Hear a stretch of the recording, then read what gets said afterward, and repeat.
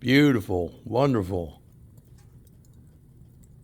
On a snowy, wintry day. The 19th of January, I believe. Let's take a look outside. Hey, are you interested in going outside in the snow? No, Dad, I'm not. Don't think so. Oh, come on. You know, I was just getting ready to go outside, and I caught a glimpse of the bananas and the oranges, the tomato, the eggplants, and Debbie's getting ready to bring some more bird seed out for the birdies. And I was just thinking real quickly, wow, aren't we all so fortunate? Really, think about it. To have all of these wonderful fruits and things and vegetables. Yesterday, Debbie made a wonderful vegetable dish. She baked some potatoes and carrots and broccoli and cauliflower, all on a baking dish in the oven. It was just wonderful. And aren't we just so fortunate that in the middle of winter, in January, in the middle of a snowstorm, okay, now let me go out here.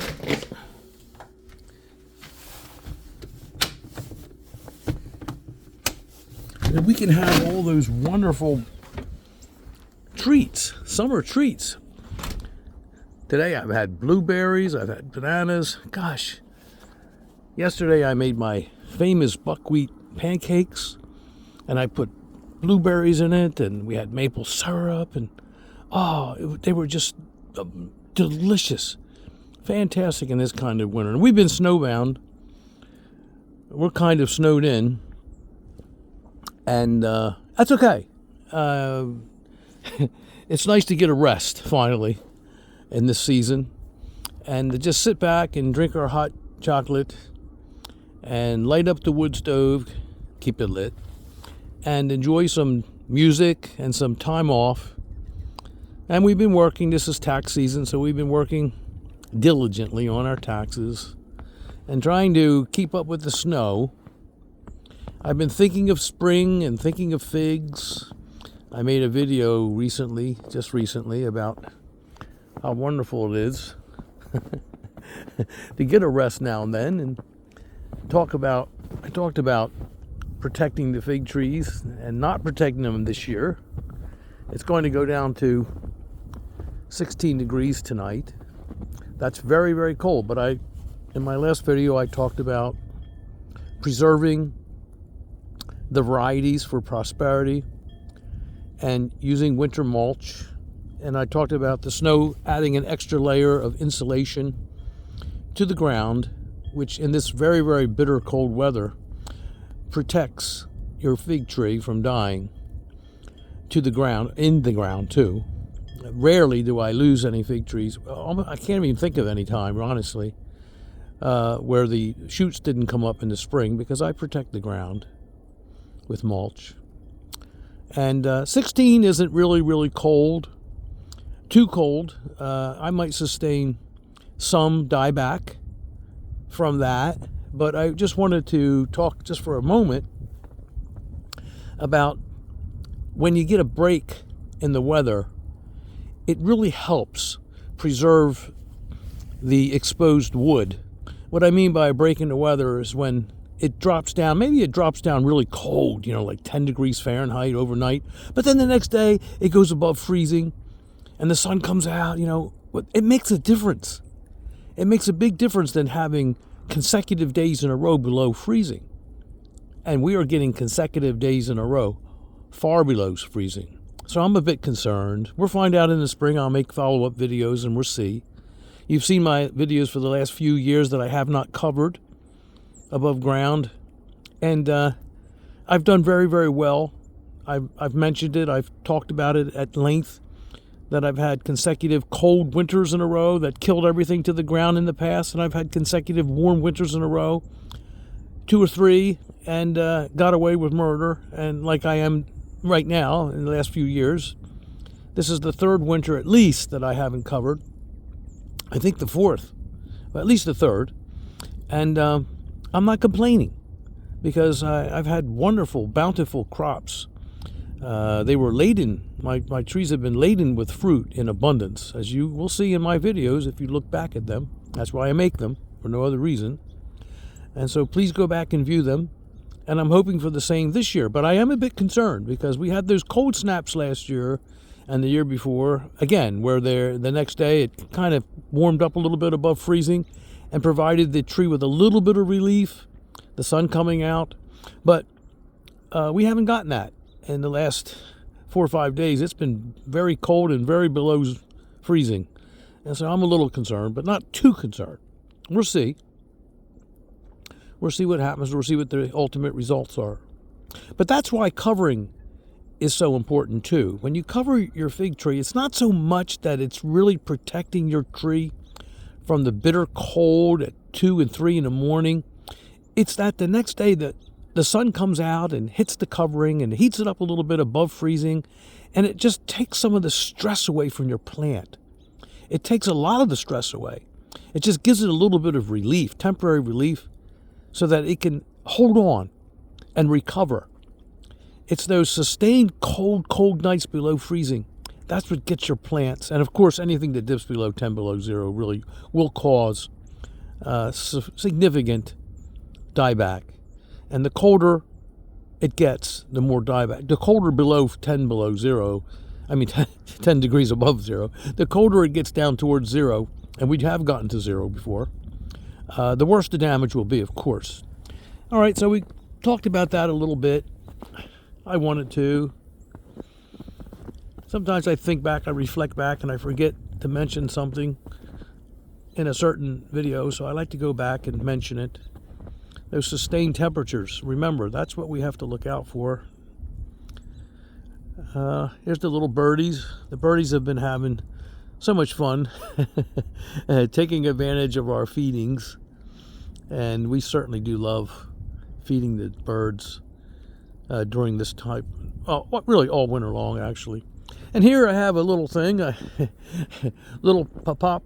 This is her little place. It comes in handy in this kind of inclement weather because we can shovel it out easily. Oh, here she comes now. Look at all that snow. Goodness, it's pretty deep. But in the summertime, we can move this. This is not permanent. We keep it here permanently, but it's easy to remove. It's not fastened down in any way, permanent way. It just folds up, kind of. This vinyl coated fence that I made, this little fenced in area for little Pop to do her business. Hey, oh, you want to? The snow's too deep, Pop. Uh-oh. She wants to play even in the snow. Yeah, well, I don't know if we. That'd be interesting. Let me try it. Here, okay, go get it. You want to go get it? She don't care. Go get it. You like the snow now, huh? Just for a little while until you get cold. Yeah, wee. Okay. Giving the birdies some food. Yeah. Okay. What was I saying? Oh, yeah. So this is a good place, and she doesn't run off, and we keep it all year round because if you just want to come out here quickly and let her do her business and get her back in the house, she goes and she's ready to leave. And it protects the dog from any maybe marauding wild dogs or something. We heard coyotes out here the other night. My neighbor established for sure that they were in his backyard with their footprints and stuff. So we've got coyotes out here, and Debbie saw one a couple weeks ago, a large coyote. Geez, so I've got to keep my eyes open. You never know when they have rabies or they might be nearby and maybe want to do harm. I keep an eye on this dog, and we have eagles. I mentioned in a previous video, we've had eagles out here for 5 years. Quite a few eagles and their offspring. And so You lost it. Uh-oh, where'd it go? So I'm constantly worried about the eagles too. We don't leave the dog unguarded. We watch the dog constantly. And so this is a good idea for any of you that are watching this video. And it comes in handy. Well, I think that's all I'm going to do today. It's too cold. My hand's freezing. Gosh, look at that. It's a far cry from summer, isn't it? And my usual videos of the backyard.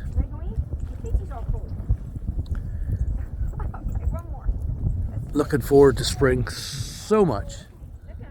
Honestly, looking forward to it. Trying to make the best. Hey! Hey, that was a good shot. One more. Oh. One more. That's it. One more? Yeah, it's getting cold. Okay. Go get it! Ooh, She's wow. having fun. You just went by it. There it is. The snow's too deep for you to find the frisbee. It's right in front of it. There it is. Okay. Oh, it's not. All right, bring it here. Come on. Come on. Hurry up. What you doing, Deb? Ooh, Say it's hi. cold. Oh, Oh, gotta feed the birds. it's cold, isn't it? Yeah. Well, guess what? It's not as cold as it's gonna be tomorrow. Yeah, it's going to get bitter cold tonight. 16 degrees and really, really cold tomorrow. And all this is going to blow around. And we're snowed in, and so we're cozy and warm, and we're not going anywhere. And we're going to try to make the best of it and get a rest. All of you figsters out there, I hope you're looking forward to spring as much as I am. I hope you're as cozy and warm and keeping well. And thank you for your visit. Don't take her frisbee. I always love your visits. Thank you for visiting. This is New Jersey. We've been lucky the last couple of years, not too much snow. I can remember here, we've been here for 45 years. I can remember 2.5 foot blizzards and horrible, horrible cold weather. Howling weather that killed all my fig trees right to the ground. But they come back if you protect them. Such it is. Such is the case for living in New Jersey. It's not as bad as I make it out to seem. Oh no, it went in there. It's a beautiful state. It's the state of my childhood. I've lived here all my life, except for when I was a teacher in Alaska.